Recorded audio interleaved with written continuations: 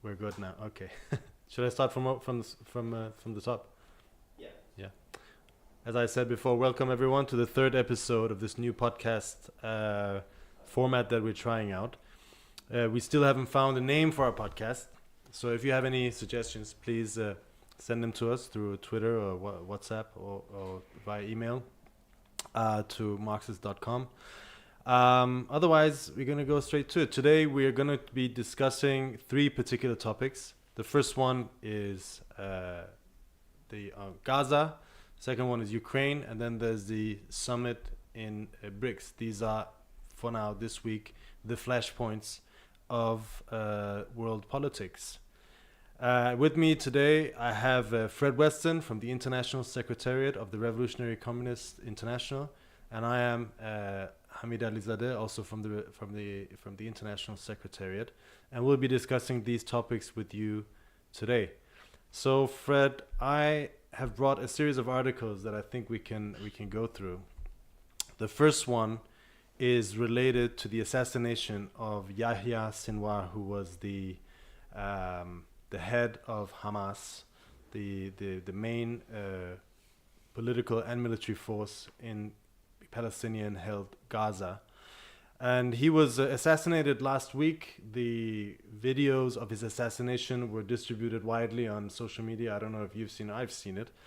And they show a person, basically a drone. It's a drone footage of a drone coming into a wrecked apartment, an apartment that's been wrecked by bombing and shelling. And in there you see the dusty outlines of a man with a scarf around his face. It's heavily injured, clearly, throwing a stick at this drone. And according to Israeli officials, he was killed immediately after by a tank. Now, the release of this footage, I think, was originally intended to humiliate and mock Sinwar and the Palestinians more than anything, to gloat, so to say, on the part of Benjamin Netanyahu and the Israeli armed forces. But it seems that the effect has been quite different. I'll mention the first article. It's an article from the Wall Street Journal. It's called "In Death, Hamas Leader May Have Won Wider Support Than When He Was Alive." And it says here, for more than a year, Mustafa Muhammad, a displaced Palestinian, has sensed other Gazans living in tents there, turning against Yahya Sinwar, the Hamas leader who orchestrated the October 7, 2023 attack on Israel. Some people sleeping on the street or among the debris of their homes after waves of Israeli bombardments were growing openly scornful, he said. That is, until Sinwar was killed. Not deep in a tunnel or fleeing Gaza as many people suspected would be the case, but dying in an encounter with Israeli soldiers in the south of the Strip. Sinwar's final moments were on display in a video released by Israel that apparently showed the Hamas chief critically injured, throwing an object at a surveillance drone shortly before his death. When Gazans saw the footage, many changed their minds, Muhammad said. And then he quotes him, "It showed he was fighting until the very end." Now, what do you think about the effect of this, that this could have had for the people of Gaza? Well, it underlines the fact that you can bomb Gaza, you can kill many of its fighters, you can destroy its missile launchers, you can destroy part of the tunnels. Israel can do a lot of damage, physical damage. But you see, that's not enough to destroy a movement. Whatever you might say about Hamas and its ideas, its ideology, it's organizing the fighting with the Israeli forces in Gaza. And what we have to understand is the huge anger, the huge resentment now amongst the Palestinian people towards Israel. They say they want to create security for Israel, i.e., to keep Israel this safe haven for Jewish people. Well, I would say they've made Israel probably, I think I wrote it in one of my articles, it's the most dangerous place for a Jew to be today, because it's the likelihood of being killed for being Jewish is probably higher in Israel today than anywhere else in the world. This is what they've achieved. But what I saw from the assassination of Sinwar is that they have transformed him into a hero. Yeah. He is now more popular dead than when he was alive. All the opinion polls show that. And the reason is they're comparing him to Netanyahu. I've seen people saying, in the Middle East, in Arabic, and the posts are, Sinwar was on the front line fighting, dying with weapons in hand, and Netanyahu, when the bombs come towards him, he goes and hides in the bunker, in the safe place. So instead of achieving what they think they would achieve with this, they've actually strengthened his image, they've made him more popular, and this connects with the general feeling of the need to resist the Israeli offensive in Gaza. So they haven't achieved anything from a rational, logical point of view. Exactly. But if you look at it from the point of view of the Ben Gavirs, the Smotriches, those settlers who want to go back to Gaza, who go and stand and look at, they go there with their binoculars and go and watch the bombing, and they gloat, and they're happy to see the bombing take place. They even organised a boat trip to go and look at the coastline and what they think they can take. For them, obviously, the killing of Sinwar is a great event, and they're shouting about it, but they're not thinking thoroughly that this is not moving not 1 inch, not 1 millimeter closer to a safer place. Yeah, I would say there's an element of madness here, in the sense that these people have holed themselves up in a protective bubble where they hear their own propaganda. They hear, they beat their chests and they see, we have all these planes and all these bombs and all this and all that. And yes, militarily, nothing can defeat them, in a straight-on military clash. But they've been so far removed from reality that actually they think this would have had a demoralizing effect on the Palestinians, whereas it's actually instigating people even more. Yes. And I'll just add, just moving on in the article, because this is not just in Palestine, and this shows the limits of the thinking of these people at the moment, who are in charge at the moment, because it goes on to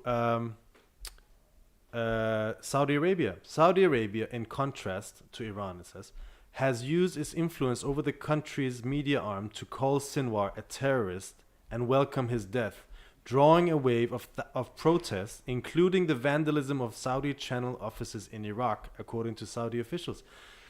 Again, the Saudis went along with this short-sighted approach in a way, gloating, because obviously the Saudis, while they formally support the Palestinians, the Saudi royal family, of course, are in cahoots with the Israelis, and they gloat over the death of Sinwar, and immediately it has a reaction, not just in Saudi Arabia, everywhere. And it was in Baghdad. The embassy offices I saw were raided by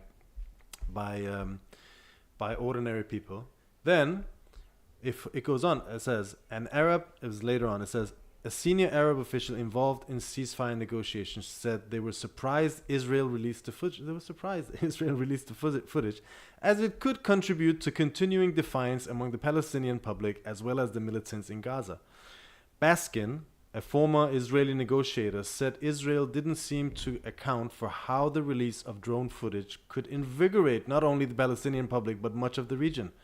And this guy Baskin says, the Israeli political system has no awareness whatsoever, and they don't care what the message is to the Arab world. This is Netanyahu selling himself, pursuing his political survival, and saying, I'm the hero, I killed Nasrallah, I killed Sinwar.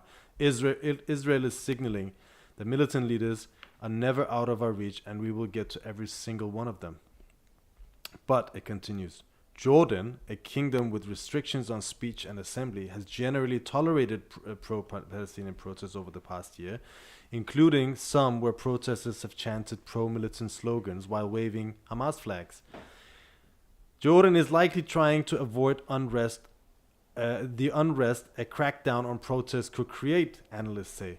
Other countries are less lenient. Again, this is creating tension everywhere. Netanyahu is speaking to his own Hmm. little sphere, but it's actually bringing out class contradictions which are piling up all over the region and has done so for a while. That's right. I mean, Netanyahu has his own agenda. Yeah, He's trying to maintain his position inside Israel. yeah, That's his main concern. He's not the prime minister of Egypt or Jordan. He's the premier of Israel. That's where his power is. The problem is, of course, I mean, the latest I read is that apparently December he has to appear in court, yes, which is a very rare thing to have. The premier leading a war being taken into a court to answer for accusations of bribery, corruption, etc. He's not as popular as you would as people might think. In fact, before all this happened, there was a mass opposition to him. Opinion polls in Israel go up and down depending on the events. yeah, I mean, his popularity after the killing of the six hostages at the beginning of September went right down. How does he solve that? War in Lebanon, to show that he's now going to take, having sorted out Hamas, which he hasn't, he's going to sort out Hezbollah and make the place, Israel safe. So the logic inside Israel is towards ramping up the war, increasing the tensions, making greater and greater threats. But even from that point of view, if you think about this from the point of view of the interests of imperialism, the American imperialists, yes, Israel is the most solid ally they have. The alliance between these two countries is very strong. But the influence of US imperialism cannot be maintained simply by having Israel as a partner. They have Egypt, they have Saudi Arabia, they have Jordan, and many other of these regimes that are very, friendly to the US. They do good business with the US. The US needs to keep these countries on board as partners in the region. But the problem is, the way Netanyahu, you could sort of, their local boy in Israel, yeah, is behaving in a way which is actually, how do you say, it's upsetting the balance, the situation, by provoking the masses in all these countries who sympathize with the Palestinians. They strongly sympathize with the Palestinians and their cause. And he is provoking a reaction in these countries against the very Arab leaders with which Israel had achieved, in a lot of these cases, normalized relations. yes, But Jordan is one case where the social economic conditions, and also Egypt, both of them actually, growing unemployment, inflation, real difficulty for ordinary working class families. yeah, And on top of that, the government that's doing that to you at home is supporting, in effect, the Israeli regime and what's happening to the Palestinians, yes, de facto collaborating. yes, They're playing a very dangerous game. They are destabilizing these regimes. And Netanyahu is a big factor in the destabilization of their regimes around Israel. That's the only effect that this has. They think they've achieved this big victory. We killed the leader of Hamas. They think you can subdue a people with violence and oppression.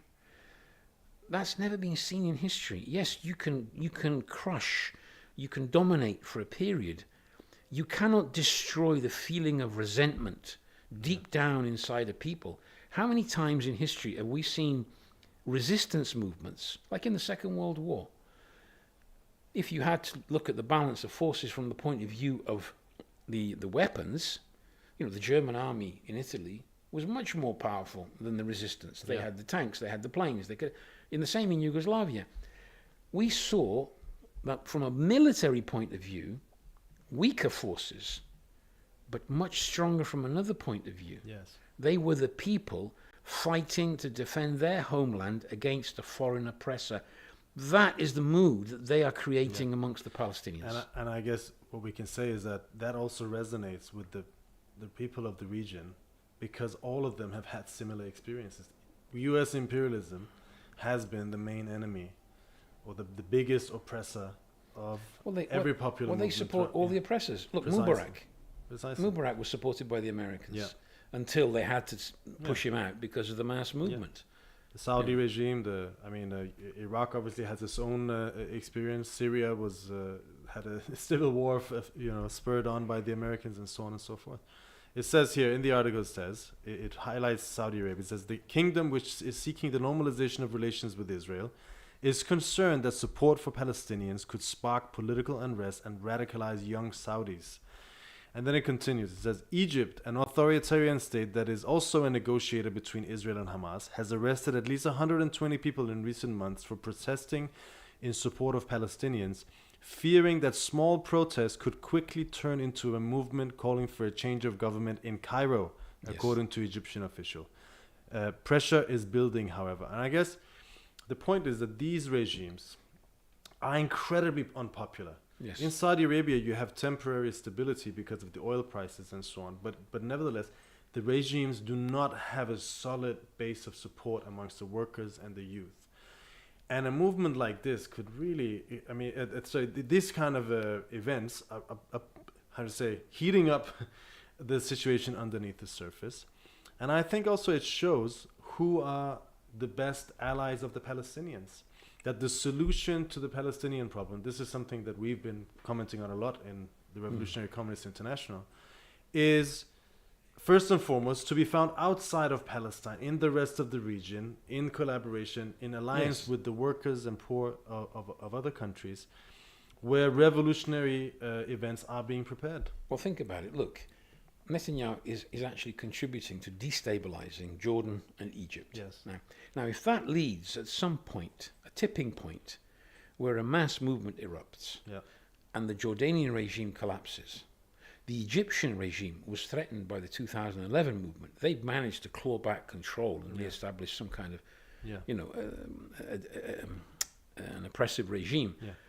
But that can happen again. Yeah. 2011 was not the final act of the peoples of the Arab world.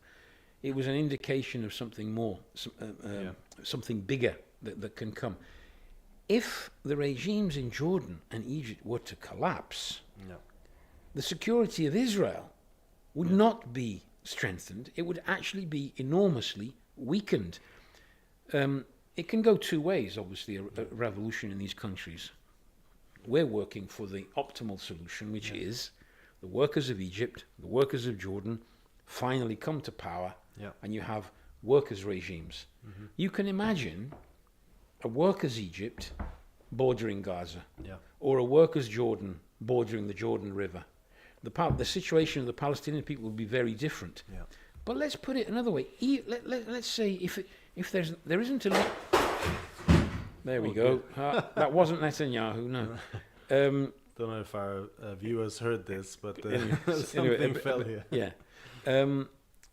Going back to the situation there, look at what happened in Iran. We had a revolution. It was a genuine workers' movement. It had all the contents of a class-led revolution. Because of the lack of leadership, mistaken ideas and methods of the left in Iran, etc., the revolution was hijacked by the Islamic clergy, and they've created this regime. Imagine if that were to happen in Egypt and Jordan. That could. It's not completely out of this world as a long-term prospect. Where's the security and the safety of the people of Israel from all this? Yeah. It would weaken Israel enormously in the region, but Netanyahu is behaving like a lot of the political leaders we have today. They are completely incapable of thinking in the long term. Yeah. In the long term and in the general interests of the class they represent, both within their country and on a global scale. His main thing is he doesn't want to go to prison. That's right. And he doesn't want to lose power. That's right. He's the Israeli Berlusconi that does everything he can to avoid being taken to court. Yeah. He even tried to change the law to get the tribunals under control of the government, so that he could actually decide which way the courts went. Yeah. But they're behaving in a way which is extremely short term, and even down to the level of individual interest is at the top of the agenda. when capitalism was going through the period of growth and it was expanding, and it could actually make serious concessions to working people, you had they were always bourgeois, and they were always exploitative and oppressive, but you had political leaders that could actually think of the general interests of the system. And sometimes it's necessary to take a step back, even to concede where necessary, in order to preserve your system as a whole. We're getting to the point where people like Netanyahu, and not just Netanyahu, we have them across Europe. We have them in Latin America, and we have them in America. They are incapable of thinking in a rational way, but that reflects the state of the system as a whole. Exactly.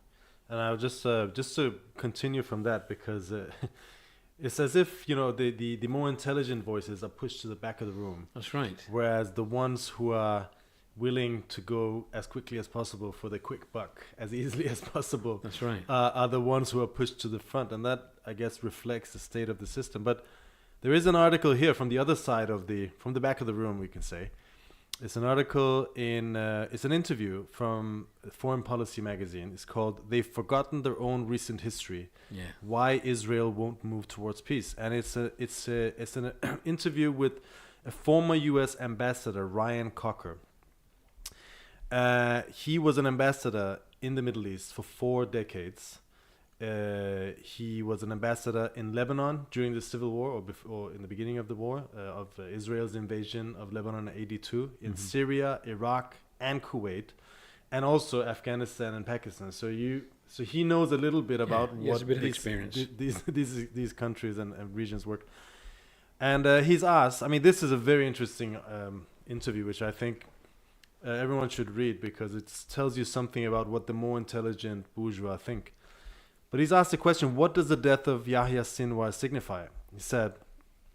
He makes the same point as us. He says, I would imagine the reason Sinwar lasted as long as he did is something akin to the reason Osama bin Laden lasted as long as he did. In other words, that these organizations were operating without direction from the leader. I would not see much change on the battlefield itself. That said, we know that Hamas has lost its organized capability to a very large degree, but that would be the case with or without Sinwar.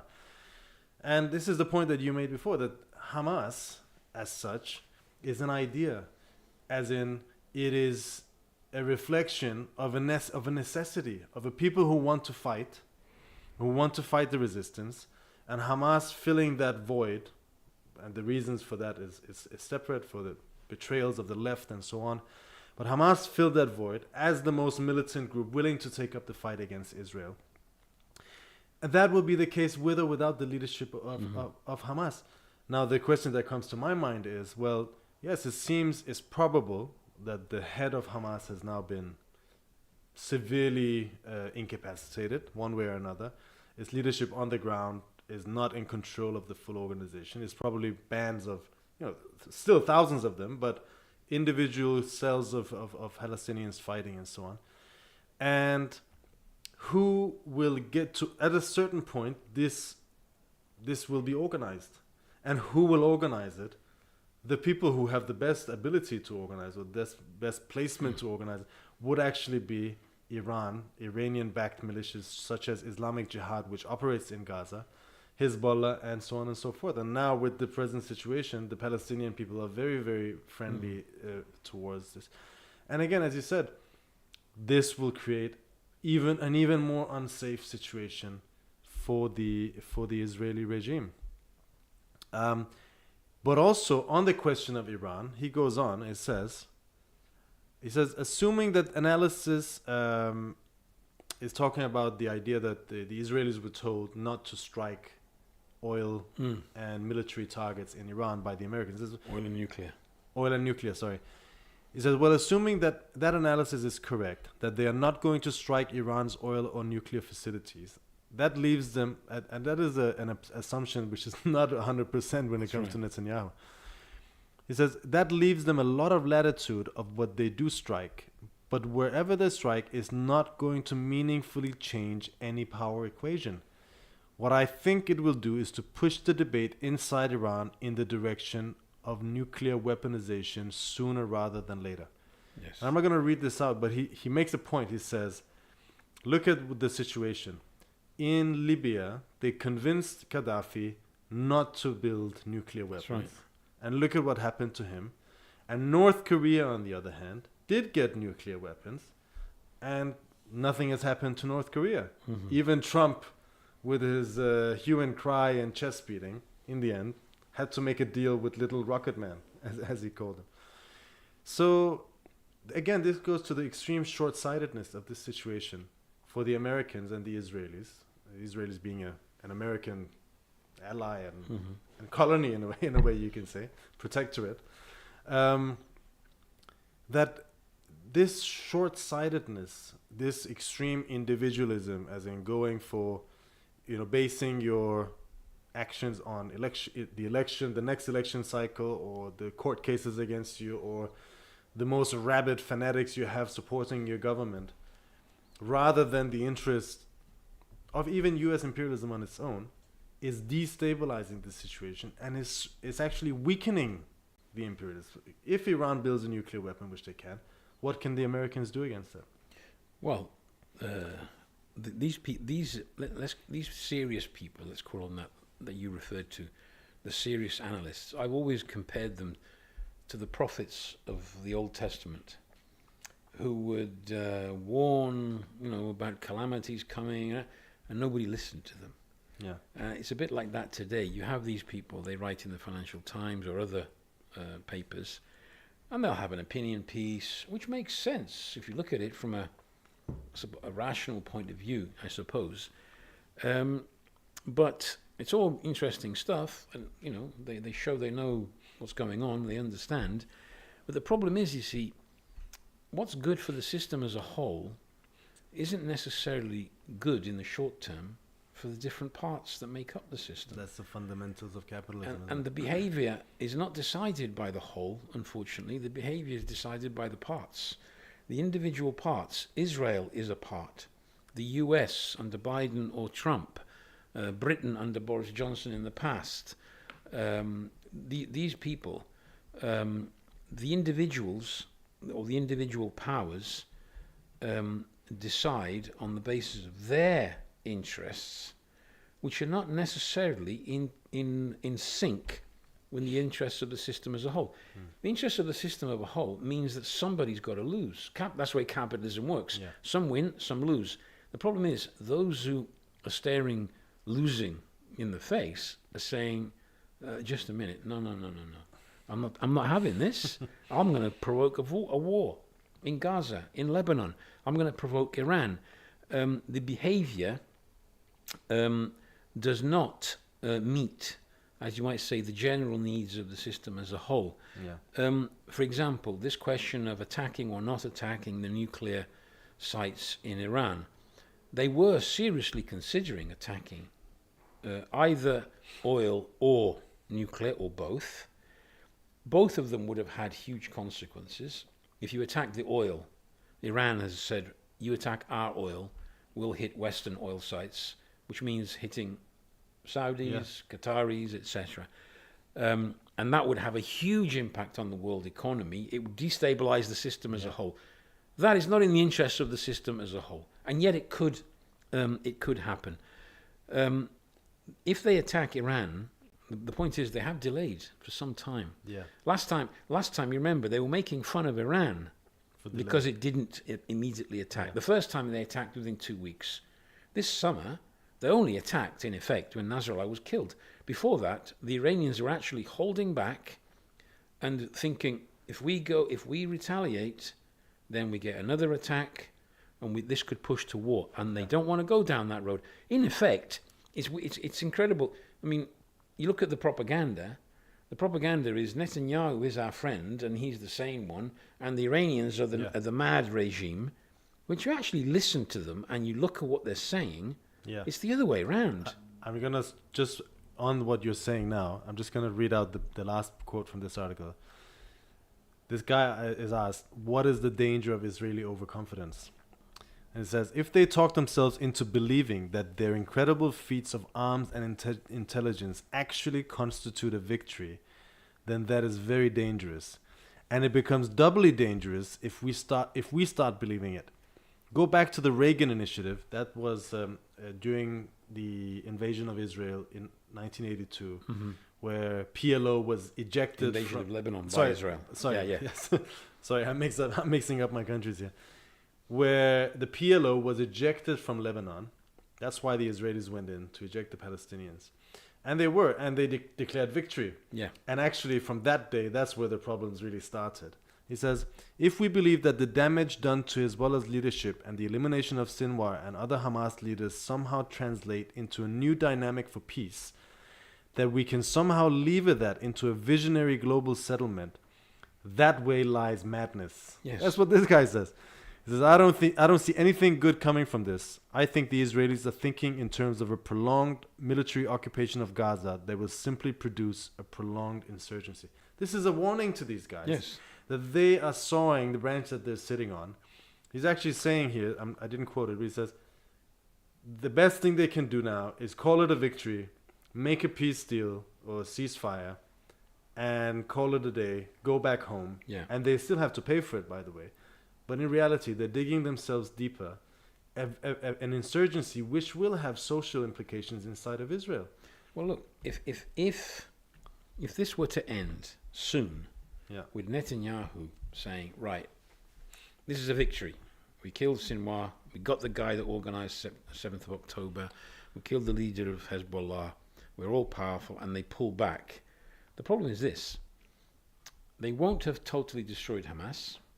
They'll have left the Gaza with a mass of resentful people prepared to join an organization to fight Israel. They will not have destroyed Hezbollah. And they haven't released the hostages. Yeah. So, in effect, it would mean we've achieved nothing, but we have destabilized. We've created an unsafe position for the people, the 60,000 evacuees from the north of Israel. Well, many more now, Yeah. I think. That's right. And economically, Israel is really suffering. I was looking at the figures. It seems that of the OECD countries, it's the country with the sharpest decline in GDP. Israel cannot sustain this for too long. Its economy is suffering. It's really suffering. Plus the cost of the war, the debt, everything, is creating an unsustainable situation inside Israel. Yeah. But the logic of the situation, in spite of all of this, is towards a widening of the war. Yes. And I think with that, we're going to end it. We're going to continue, obviously, talking about this topic in the future. But for sake of time, I think we should continue because speaking of short-sightedness, madness, whatever you want to call it, we have the war in Ukraine, which is another very important focal point of the world political situation. And there's been a few developments in the past weeks, which are quite indicative as to where things are heading. First of all, we were told a while ago about Vladimir Zelensky's victory plan for Ukraine.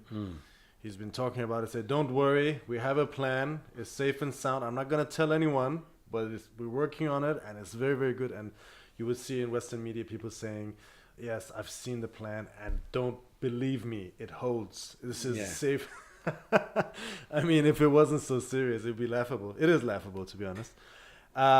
Well, he went to the U.S. He talked to Biden. He talked to Trump, and he got a pretty cold shoulder. Because meanwhile, he was also talking about long-range strikes into Russia. They did not give him that. The Americans did not. Our prime minister here in Britain was quite keen on it. He was traveling the world and arguing for it. But the Americans realized this would mean a nuclear war with Russia, with which no one has an intention of. At least not the tops of Pentagon. Maybe some people do have. Well, Zelensky seems to not mind. Anyway, the result of that was that there was a meeting planned in Germany from the 10th to the 13th of October. Ramstein meeting, which is a recurring meeting of NATO countries discussing which arms to give to Ukraine. And this one, which was supposed to be the big one that he's been building up for all of this time, was cancelled. And the reason for that was that Joe Biden had to stay in the U.S. to deal with these hurricanes that's been ravaging the U.S. You might think, well, that's a reasonable excuse, but the fact is that 5 days later, Joe Biden did go to Germany, and he did meet with Scholz, the German chancellor. He also met with Keir Starmer, and he also met with Macron, the four main leaders of NATO. But Zelensky wasn't invited. He was kind of left outside, and it's just, you know, it's such a humiliation in a way. It's like the kids in the schoolyard say, no, you know, you wait outside. You wait outside. They've taken this little kid inside, and he's had his go, and he's been, I'm playing with the big boys now, and he's, you know, and then they had their fun with him, and now they're leaving him. But it is a betrayal. A betrayal of Ukraine is being prepared. Yes, they've used Ukraine. They've used Ukraine. They've used Ukraine like a pawn. Yeah. You see, it's sometimes difficult to adopt certain positions. For example, when a people like the Ukrainian people is being attacked, and we explain what we've always been explaining, it's not easy to get across, because the initial idea would be, so you think we should give up territory, we shouldn't defend our sovereignty and all the rest of it. Yeah. But sometimes you have to tell the truth, and telling the truth sometimes is tough. It's not easy to take. We've been telling the truth that there was no way they could defeat Russia. Russia has now taken a huge chunk of Ukraine, and Putin's going to keep it. They say that Zelensky doesn't want to negotiate. They've even put it in the constitution. You cannot negotiate with Putin. I was watching the BBC the other day, and they were interviewing the Russian ambassador, and they said to him, well, you know, Zelensky he refuses to negotiate with Putin. And the ambassador just started laughing. He just laughed, and he went, well, in that case, he says, he would lose even more territory. Very confident. That is what is happening. Yes. Now, to achieve this huge defeat, huge number of young Ukrainians have been killed. The destruction of the country, the infrastructure, the suffering on both sides, the killing in the army. They've used them to try and achieve their aims, which were to weaken Russia, to isolate Russia. They've failed on every front. We'll get Russia, to that in a moment. So the question of the Ukraine is, they realize it's lost, but they've been pumping the idea, we have to defend Ukraine because Ukraine is the front line defending us. Well, the thing is about Zelensky in particular, I mean, he does sound deranged at times, and the ideas that he's come out with in the last week that I'm going to mention in a minute are quite insane, because the consequences are quite extreme. But you see, Zelensky was elected as a candidate against the Maidan regime, against the Western-backed regime, which organized a coup in 2014 to replace the against all the corruption. Again, yes, Zelensky was elected originally against the corruption of that regime, against the nationalism of that regime, on the basis of finally making a deal with Russia, right, and having a neutral country. That's what he was elected for. The Americans pushed him into this war. That's obvious. That's absolutely clear, even from Western-based commentary nowadays. They pushed him into the war. They knew, first of all, they were never going to allow Ukraine into NATO, but they still refused to give that, to say that and put it on black and white, because they wanted to provoke this war as a means to weaken Russia. They never wanted to win that war either, because they knew winning that war would mean a nuclear war, which they never wanted to. But they wanted to push Putin to come to the negotiation table. And then, as the war started, Zelensky made a deal with Russia, made a peace. There was a deal on the table in Istanbul, and it was broken up by the U.S. and by Boris Johnson, who traveled to Kiev. That's right. He's so proud of it that he told them, "Don't worry, we're gonna back you all the way. We're gonna give you all the arms you're gonna need." That's right. And this is the result. 10 million people have left Ukraine. 80% of the electricity grid is destroyed. I mean, there's barbarism. Millions of people have been, have had psychological damage. Hundreds of thousands have been killed or maimed. Right now, front lines are collapsing. Morale is extremely low. Mm-hmm. Corruption scandal after corruption scandal. The political establishment is at each other's throat. And then Zelensky comes and presents this victory plan, which amounts to what? Basically, Ukraine become a part of NATO now. No concessions no giving of any land, no concessions, and no negotiations with Russia. Only negotiation on the basis of international law, which means Russia has to go back. So I don't know what kind of negotiations that is. And then they say that in return you can get some of our minerals, and we can send some soldiers to be your basically Ukraine becoming a mercenary army against Russia for NATO, or he says, or we're just going to build our own nuclear bomb. He said that several times now, which is a threat.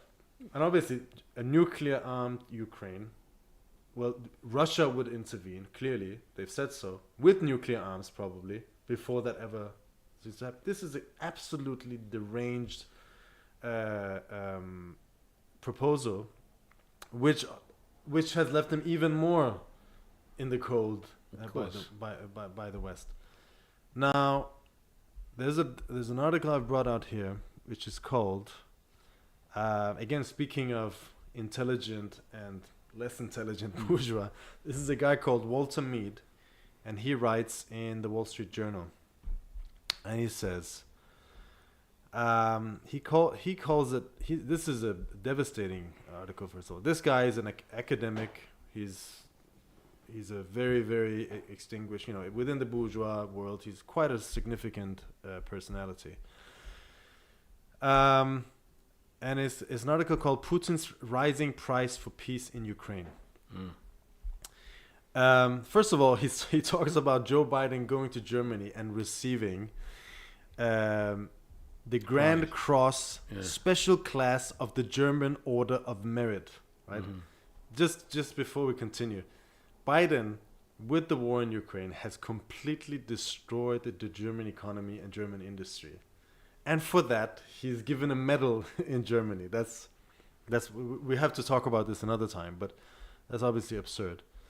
But here's what he says. He says, early in the war, Washington and Berlin believed that Mr. Putin was headed for defeat. Sanctions could cripple his economy, and public discontent would inexorably mount as the war dragged on. Western technology would give Ukraine enough of an edge on the battlefield to block Russian offensives, and in the end, Mr. Putin would come to the West looking for an off-ramp for a ruinous war. That's right. That's right. But there's a truth here, is that they never thought they could win it. They said Mr. Putin would come to the West looking for an off-ramp from a ruinous war, i.e., they just wanted to bring him to the negotiating table. But the thing is, they could have negotiated with him. Of course. Right at the beginning. Of course. They could have avoided this war Yeah. if they'd have accepted the fact. What Putin is saying now, he's actually saying a multipolar world. Yeah. When he talks about a multipolar world, what he's saying is, you guys have got to accept the fact that your influence has been reduced. Yeah. I'm a powerful guy here. Yeah. Okay? I'm not as powerful as the Americans, but this is my patch, right? And I got friends, and they're called the Chinese, the BRICS, etc. Which we're going to discuss. We'll discuss in a minute. But he's making the point very strongly that Russia is not isolated. The West, when they make these announcements about sanctions and isolating regimes, and they behave as if they're living in the past, in a period where they truly dominated the world. I've seen serious analysts who have said, the so-called international community, which means North America and Western Europe fundamentally, is only about 25% of the world. Yeah. They're not the powers they were. I would say we're going to come back to that, but even when we talk about Ukraine, a few months ago, he made a deal. He made a proposal. He said, look, if you agree that the 4 regions that we have annexed, quite a big chunk of which Russia already controls, they're ours, and Ukraine will be there will be a demilitarized zone of Ukraine. Ukraine will become a militarily neutral country. and its military will be significantly reduced, then we will stop the war immediately. Now, from the point of view of someone who's winning, that was quite a generous offer, I would say. But now the situation is different, and I'll just tell you. I'll just read out this article, which is really damning. He says, "What the Scholz and Biden teams now want is an off-ramp from Mr. Putin, a compromise peace in which Ukraine surrenders territory to Russia but gains NATO and European Union membership would, they hope, in Washington and Berlin, be acceptable to Kiev and bring a not too humiliating end to a costly and dangerous war. Mr. Putin, unfortunately, isn't in the business of offering easy off-ramps. Sensing Western war weariness and Ukrainian weakness, he will probably demand a high price for peace. His territorial demands will likely be large, and letting Ukraine join NATO is not on his to-do list. There are three things Mr. Putin wants from the war: as much of Ukraine's territory and population as he can conquer, Russian vetoes over the foreign and economic policy of what is left of Ukraine after the war, and a substantial weakening of both NATO and EU. Although the costs are high, every day of the war brings Mr. Putin closer to all three objectives. These are hard truths that neither Team Biden nor Team Scholz wants to face, and to which they have no realistic response." Exactly. They cannot admit the reality of the situation, which is crazy when you think about it. Yes. I mean, to be a serious leader of a country, even a bourgeois leader, you'd think that you'd want to appraise the real balance of forces, the real strengths. Instead, they behave as if they are still in control. They are they dominate the planet completely, and they're ignoring the fact that Russia has become a power. Yeah. They're not prepared to make the concessions, but there's a reason for that. You see, there's a global conflict for spheres of influence taking place. There's a realignment of spheres of influence. Some powers are losing out. The French have lost massively in Africa to the Russians, basically, with the Chinese backing them from. They're not prepared to admit their weakness, because the way that in the logic is this: if you admit a weakness, if you make a concession to Putin, it's a sign of weakness. If you remember, it's a bit like when the Americans actually realized intelligently, when Obama realized that Mubarak had to go, he told him, "You got to go," because it was from their point of view, it was the best thing to do. To derail the Egyptian revolution, the hated dictator must go. And they behaved in a way which was logical, but it then created the tensions with Saudi Arabia. Yeah. Ever since then, the Saudis have thought, you can't trust the Americans. If we ever face such a situation, they wouldn't be there for us. Now that message would be 10 times, 100 times stronger if in the Ukraine they've said to Putin, okay, what you're offering, we're prepared to sit at the table. We're prepared to give up a chunk of our sphere of influence. That would have sent a message around the globe. And they're thinking, if we do this, we'll be facing other areas where we'll be losing out. So in order to try and hold the line globally, they got stuck in the Ukraine. And what's going to happen now, though, this is the paradox of it, is this. They're going to come out of the situation in the Ukraine far more humiliated than they would have done if they'd originally accepted the deal. That's the point, isn't it? They wanted to create a quagmire for Russia. That's right. But they ended up in a quagmire. They're the ones. And Europe is in a mess. And it's in a situation like Afghanistan. They went in head first, not thinking, destroyed that regime, and then they ended up with a 15-year insurgency. And every time a new president came on, he did not want to take responsibility for that defeat. And they pushed it, and they pushed it, and they pushed it. And then Joe Biden actually pulled the plug. That's right.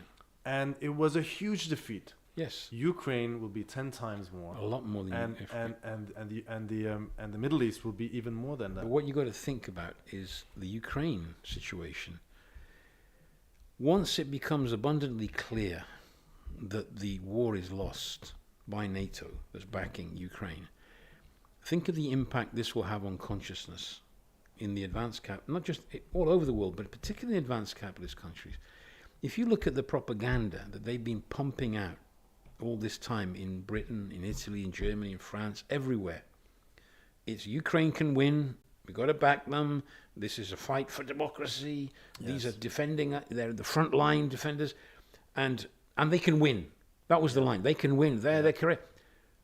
Once it finally comes out that they have to accept that defeat, and if you consider the damage it's done to the Ukraine first of all, but also the damage to the economy of Europe in first, and in Germany in particular. Yeah. And when it becomes clear that they've sacrificed, in effect, the living conditions, the standard of living, the life of millions of people across Europe, creating economic havoc, that will massively undermine the confidence of millions of people in the system. And its institutions, exactly. And as a, precisely continuing from that, we had the BRICS summit, which started 2 days ago, in Kazan, Russia. BRICS is this organization that was originally set up by Brazil, Russia, India, China, and then South Africa was added on. Then you've had other countries like Iran, Saudi Arabia, Ethiopia, and so on join it. I believe Ethiopia. Even Turkey was attending this meeting. Yes, apparently. and they had a meeting. This has been a relatively informal, ragtag bunch, you can say, of countries which didn't really have much to do with each other. But the meeting they had in Kazan now in Russia was made a big deal out of by Putin. But I'll just read, this idea of not wanting to accept reality, right? This is an article by the French friends, the France 24. It's called Host, I think it's from yesterday. I forgot to put the date here. It says, Host Putin faces calls to end Ukraine war at BRICS summit. Russian President Vladimir Putin faced direct calls to end the Ukraine conflict from some of his closest and most important partners on Wednesday, as world leaders gathered in Russia for the second day of the largest diplomatic forum held in the country since it began its invasion of Ukraine in early 2022. World leaders called for peace in the Middle East and Ukraine at the BRICS summit, and so on. I'll just read it here. So the Russian leader is casting the gathering as a sign that Western attempts to isolate Moscow has failed, but faced direct calls to end the Ukraine conflict with some of his closest and most important partners. Now, to me, this is absurd. I mean, he goes to quote some of these people, like the Chinese and the Indians. They call for a stop to escalation and the negotiations. But the way that they spin this is completely absurd, because those calls were aimed at the West. It's the West. The West has not negotiated with Russia or has shown any willingness to negotiate with Russia. They've only been negotiating with themselves. This is what the previous article said. And the question of escalation is Russia has not escalated anything. They're just going ahead, grinding away at the Ukrainian army. Whereas the people who are escalating is Keir Starmer, the European leaders. Up until recently, it was also the Americans and Zelensky. And in my opinion, what this summit really shows was precisely that the aim of isolating Russia has failed. Yes. The countries that were here were, Russia, China, and Iran, who were pariahs, you can say, in the Western world. But they were also joined by India, the most populous. I think they're the most populous country on the planet now. I think they've overtaken China, yeah. A big economy, a relatively big power in Asia. Their GDP is now bigger than Britain's. Precisely. Saudi Arabia, until recently, very close ally of the U.S. The United Arab Emirates, another close U.S. ally with U.S. bases on its soil, both of these. Turkey, key NATO member. Egypt, key ally of the Americans in the Middle East. These came at the same time. This came to a conference where Iran plays a key and central role. Then you have Russia and China, of course. There are many, many other countries. Venezuela, from Venezuela, all of these. You even had the United Nations. And you had precisely the General Secretary of United Nations, which did not attend the Ukraine Peace Summit in Switzerland, went to this summit. Why? Because Russia is winning the war, and these people actually do represent something. Now we get to what kind of connects them. But what's interesting is that all of these people came in defiance of the Brazilians, obviously. Lula didn't come. He said he had a head injury. I'm sure there's been pressure for Brazil not to attend from Western influences inside of Brazil. But nevertheless, it shows, one, that yes, there is the countries that the West has, the Americans have decided to cut off, have not been isolated, and that a significant part of the countries who are even formally within the sphere of influence of the West are now hedging their bets and also looking to the East and trying to India is exploiting this situation. Yeah. You see, India has maintained its relations with Russia. It's maintained its trade with Russia. It's buying oil from Russia. Now, that technically speaking means they would be open to sanctions from America because you're not obeying, what we've asked you to do. You're not doing what we asked you to do. But the Indian regime is fully aware of the fact that because the big global conflict is actually between the United States and China, they are aware of the fact that the Americans know they need to keep India on board as a counterweight to Chinese influence in the region. So Modi can play a double game. He's friends with Putin, but he's not destroyed his friendship with the West because they need him, and he knows they need him as a counterweight. So he's not like India is not a China, but it's a significant player globally. The fact that oil is being pumped through India, they're buying oil and actually selling it on indirectly to other countries. What this shows is that Russia is not isolated. And what's interesting, I was reading some weeks back a professor who was talking about his students. I think he was a physics professor, talking about his students from different parts of the world. And he was pointing out, he said, when I speak to students from China, from India, from Africa, and he says they have a completely different outlook on the world. They don't see things the way we're supposed to see. They're supposed to see things. They don't see it the way. No, they see. They see the war in the Ukraine and all the conflicts. How do they see it? The U.S. imperialists are to blame. The Europeans are to blame. That's how 3/4 of the world sees the situation. In fact, there is the next article. I was going to wait, but I think we can continue. It's an article from Foreign Policy. It's called "Can BRICS Finally Take on the West?" from October 21st. And actually it makes the precise point that you're making. It says, outside of Washington and the G7 and the European Union, it is hard to appreciate just how much resentment there is of Western hypocrisy and hegemony, all mortar helping to bond the loose membership of BRICS. That has become especially evident over issues such as the conflict in the Middle East, the hyper-weaponization of U.S. sanctions, and the outsized cost for middle-income countries of the dollar's exorbitant privilege. It's not a cohesive bloc, but it's a cohesive message about the desire for an alternate global order, and is coming from sizable economies. I think that's the key. I think this guy in this particular paragraph hits the nail on the head, because if you look at these countries, they all have conflicting interests. The Saudis and the Emiratis against the Iranians. They're mortal enemies until recently. The Indians and the Chinese. The Indians and the Chinese, and many more. But the one thing that's actually the red thread throughout this episode, actually throughout all the 3 episodes that we've had so far in this podcast, and the main focal point of the development of the world crisis of capitalism at this point is the crisis of U.S. imperialism, and the fact that this erratic behavior, this short-sighted behavior that we talk about, this extreme hubris, this individual interest above the interests of the rest of the capitalist class, has led to what? a spiraling conflict in a potentially devastating conflict being created in the Middle East, which no one has an interest in, and from which the Americans are not going to come out victors. Already now you see the Saudis and the Emiratis, they're getting closer to one another. Then you have the weaponization of the dollar and the US financial institutions.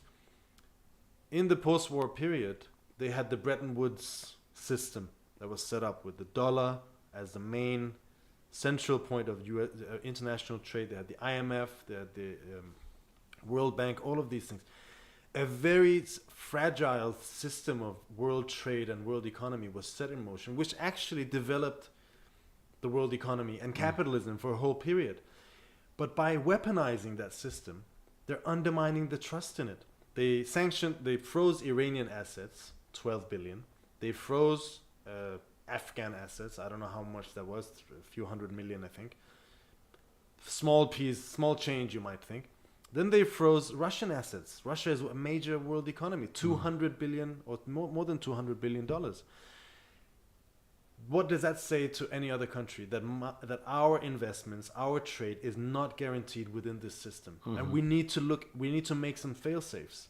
It brings the rest of the world closer together rather than actually strengthening the grip of US imperialism. It creates an extremely unstable world because, you see, the economy is a key element in this.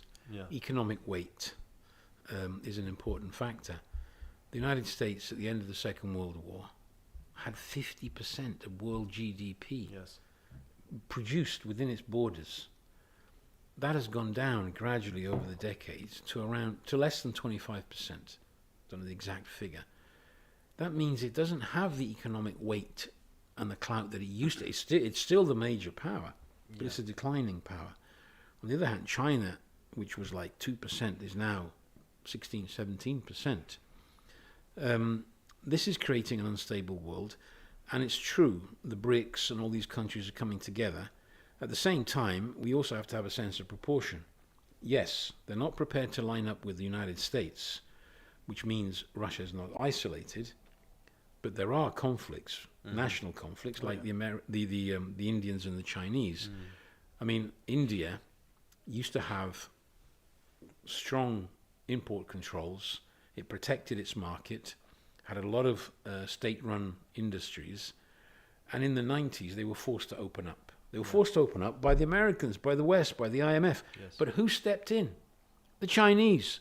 They were the ones who were ready. They stepped in.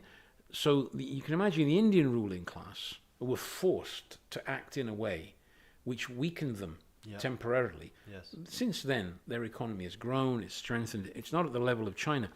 So what you have is, because of this scenario, you have actually the danger of more regional wars.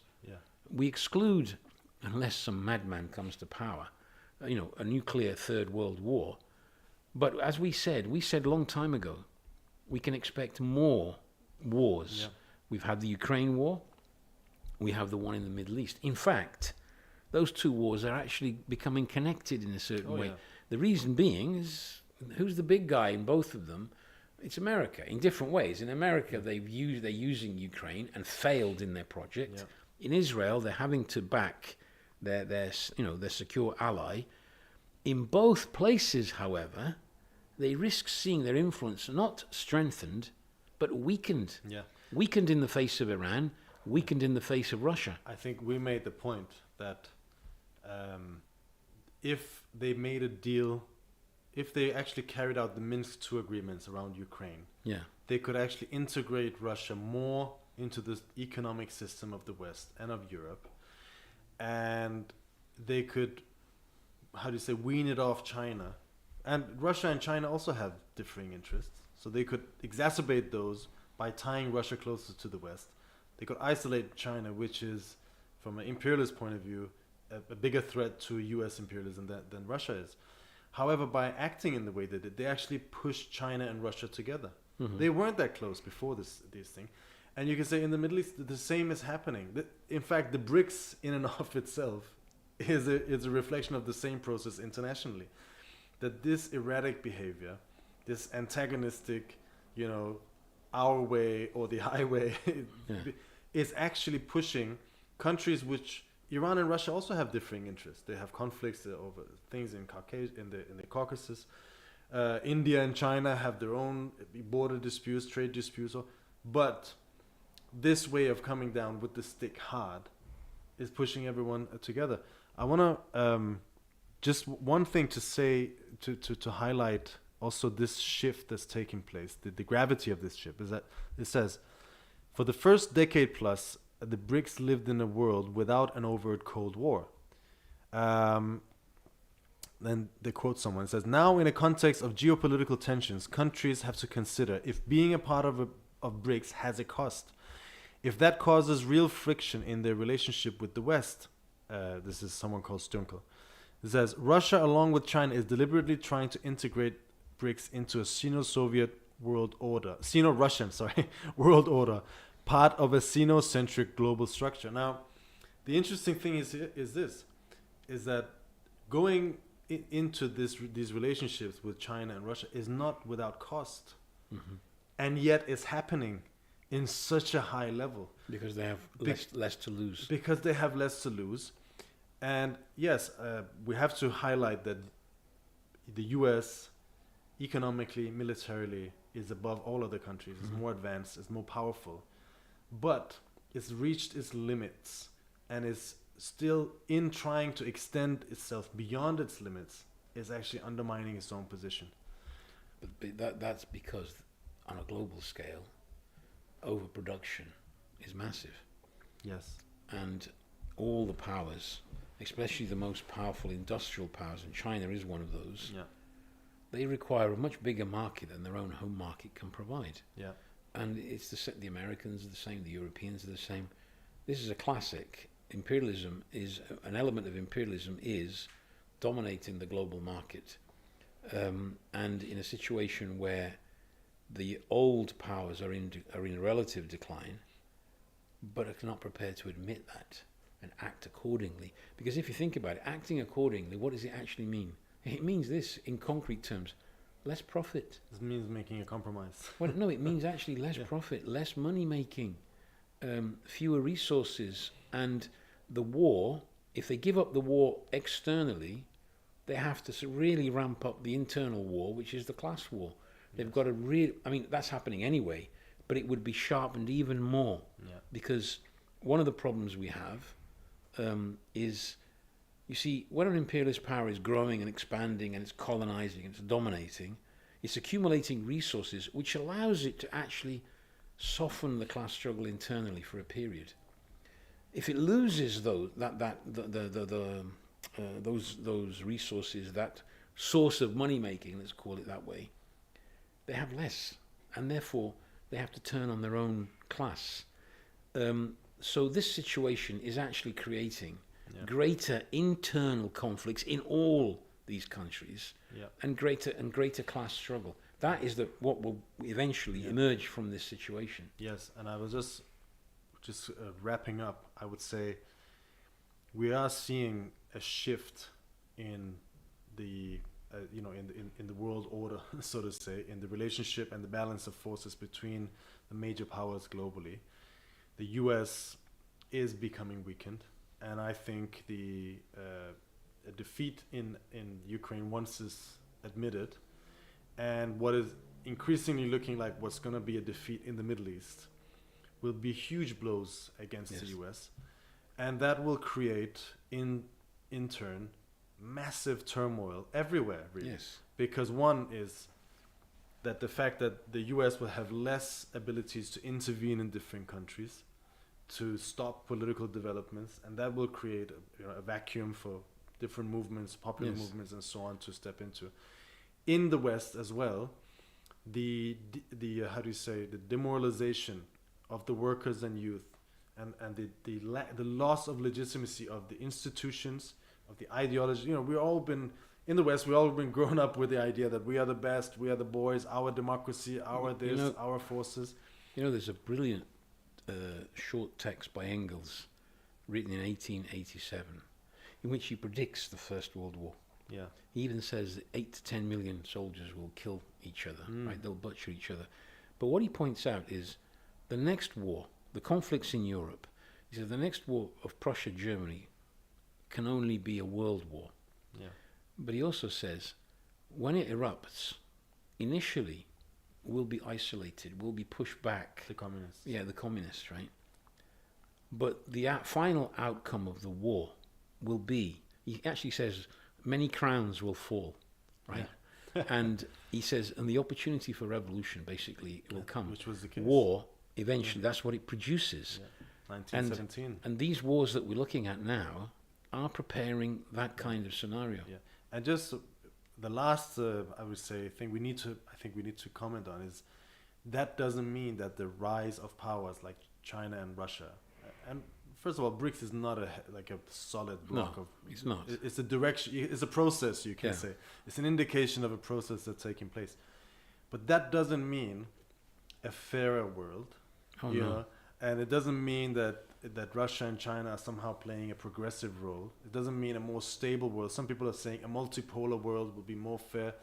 No, it wouldn't be. It would just be different. It would actually be probably a more unstable world in some ways, because different little warlords and kingpins in all sorts of corners of the world will be trying it on against US imperialism and against each other. But at the same time, this is a part of a general crisis of the system, that there will also be increased class struggle. And in all of these things, the opportunities for the masses, for the working class to take power, will come to the fore again and again. Yes, inevitably. If you look at I'm not saying it's going to be a third world war, but if you look at the First and the Second World War, how did they end? The first ended with the Russian Revolution, the German Revolution, the Hungarian, the Italian, a wave of revolution. Now, obviously, because of the lack of leadership, it went the way it did. But how did the second one end? Now, it wasn't quite the same, but it ended with the civil war in Greece, the resistance in Italy, the resistance in France, which had revolutionary potential. The Communist Party, with 2,000 members in 1935, has 2 million members in 1945. A huge wave of class struggle came at the end of the Second World War. All of the colonial world do. Yeah, and if you go beyond that, the Chinese Revolution of 1949, the independence of India, and all the colonies started struggling for their independence. That was the outcome of war. Yeah. War leads to revolution. And what's happening today, and if you apply it particularly to the Middle East, if the war is extended over a period of time and to other countries, it will produce revolutions in the Middle East, at least, which can have then a global effect. Yeah. And I think that is a very good note to end on. To all of our listeners and viewers on different platforms, thank you for tuning in. As I said in the beginning, this is a new format that we're trying, so please do send us any feedback that you have, any comments, any articles. We have received articles from people all around the world to analyze and to use in the podcast, which we have been extremely helpful. And also, if you have a good suggestion for a name that we can use, please write to us, because we can't come up with a good one. There's a few on the list, but I'm not going to mention them here. Anyway, thank you for tuning in. We'll be back again next week, same time and place. Thank you very much.